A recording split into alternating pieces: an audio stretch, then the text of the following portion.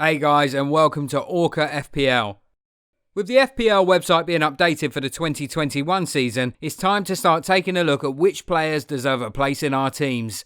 This year, the premium midfield options are abundant, with several prolific point-scoring forwards last year being moved into midfield, such as Rashford and Aubameyang. Alongside the likes of Kevin De Bruyne and Salah, this will offer a headache for most FPL managers. In order to fit as many of these premium players into our teams, we'll need to find some bargains to make room in our budgets. So, without further ado, here are my top 5 budget players. First on our list is Nathan Ferguson. Palace's signing from West Brom, Nathan Ferguson, made 21 appearances last season for the Premier League New Boys before picking up a knee injury. Ferguson is a very versatile defender, having played both at right back and left back last season, and played centre back throughout the West Brom Academy. Crystal Palace's back line is currently blighted by injuries, and this could provide Ferguson the perfect opportunity to stake a claim for a regular starting spot. At £4 million, the risk is minimal. He's definitely worth a spot on your bench. Coming in at number 2 is Ruben Vinagre. With Johnny Otto picking up an ACL injury in the Europa League, it's looking like Ruben Vinagre will be starting at left wing back for Wolves. One concern is that Wolves may bring in a new player to cover at left wing back until Johnny Otto's return, with Fauzi Goulam of Napoli rumoured to be at the head of their shortlist.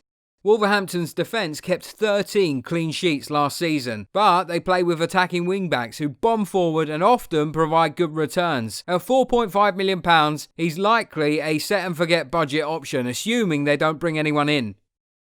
Next up is Bukayo Saka. The versatile left-sided Arsenal player just finished his breakout season, making 26 Premier League appearances, providing 5 assists and capping it off with a goal against Wolverhampton.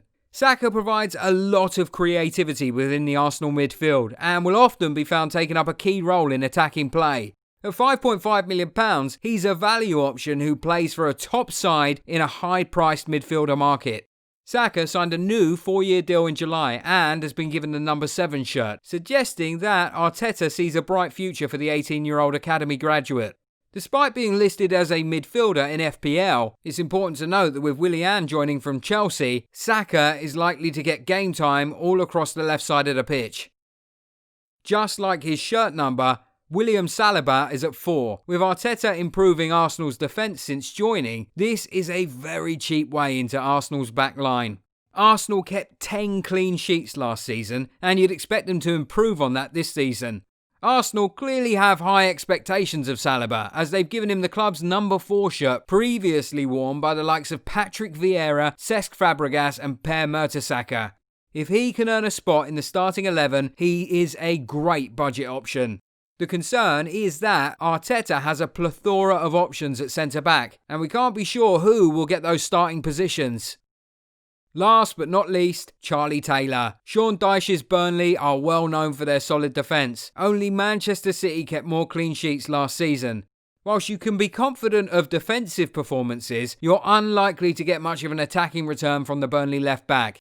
He's competing with Eric Peters for the left-back spot, but is expected to be the preferred choice by Dyche. With Pope and Tarkowski sitting at £5.5 million, Taylor's a very cheap way to get into one of the best defences in the Premier League and free up some space for another premium midfielder.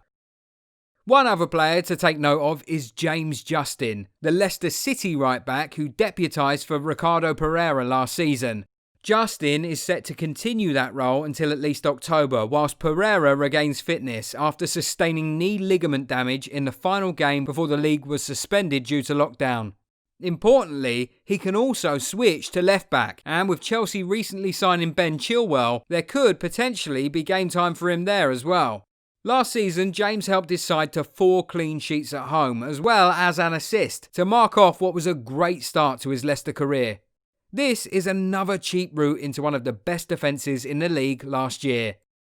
There's no doubt that there are plenty of quality budget options out there this year, and this list is far from exhaustive.